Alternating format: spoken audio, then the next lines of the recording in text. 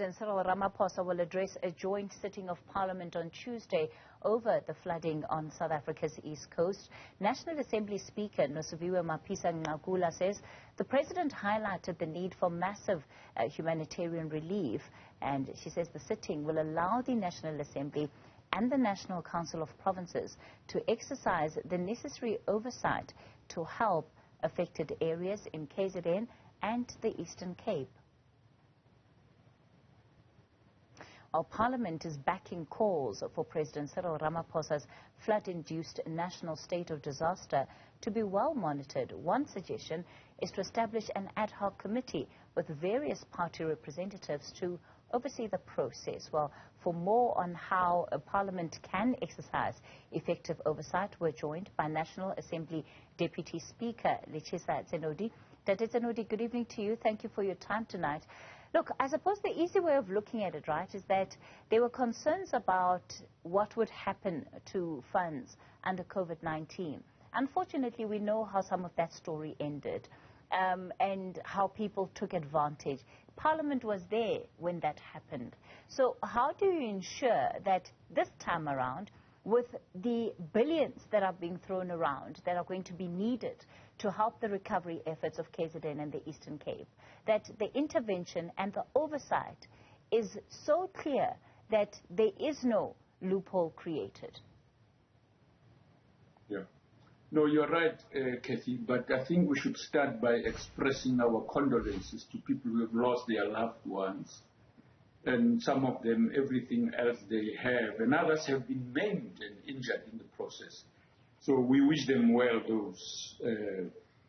And of course you're correct that we are absolutely determined to ensure that every rand that comes for purposes of assisting those and the infrastructure of the state, the people first, and the rest of the other things subsecondarily, that those are done properly, and the cooperative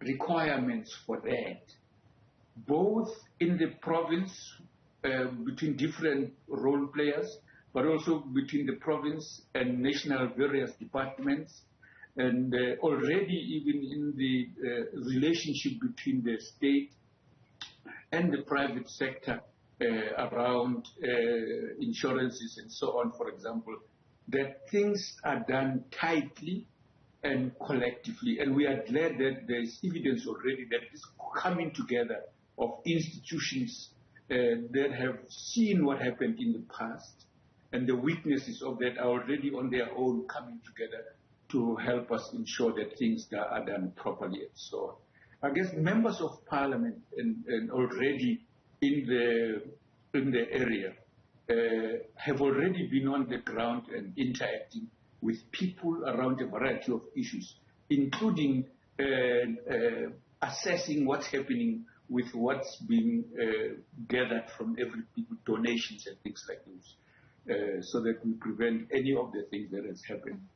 Tsenoli, there's going to need to be an alignment of the work that is being done, because again, we know that there's some distributions of funds that are taking place at a local level, and then we get to the provincial level and the national level where national departments are involved.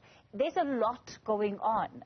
How are you as Parliament going to ensure that you have your finger on the pulse of what is happening, what monies are leaving what sphere of government, and to ensure that those monies are actually being used for their intended purpose?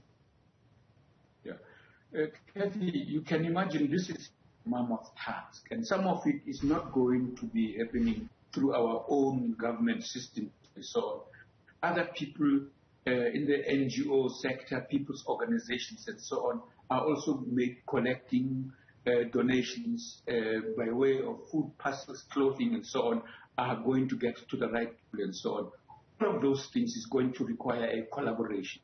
Parliament working with those in the province, and those in the province with us working with councillors, including in collaboration with NGOs and other organized formations and other political parties that are also engaged in collecting internally resources from their own members to put into the assistance that is needed urgently.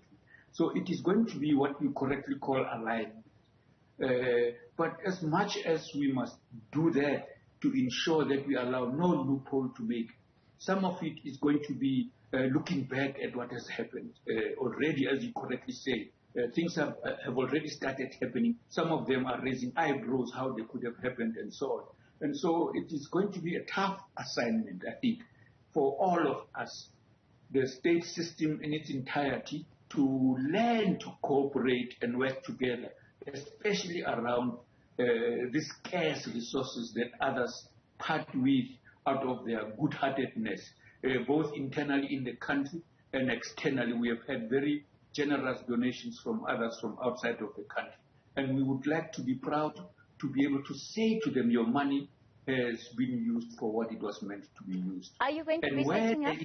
Are you going to be setting up an ad hoc committee as Parliament? Yeah, there is already a motion and a proposal for the setting up of a motion. This matter will be discussed and debated next Tuesday. And if that goes ahead, that is going to be one of the things that will work to receive reports and get to hear what's happening from a variety of players and so on.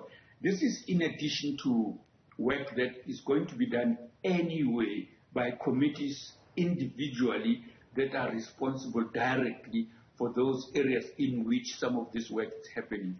So it's going to be a multifaceted work that is going to be done. Of course, I think the general hesitation with some of the committees that you speak about is that some of the corruption that, we now know happened took place under the watch of those committees. Well, Kathy, there is no way in which the system would have been spot perfect. We are trying to move it in the direction that it is as close as possible.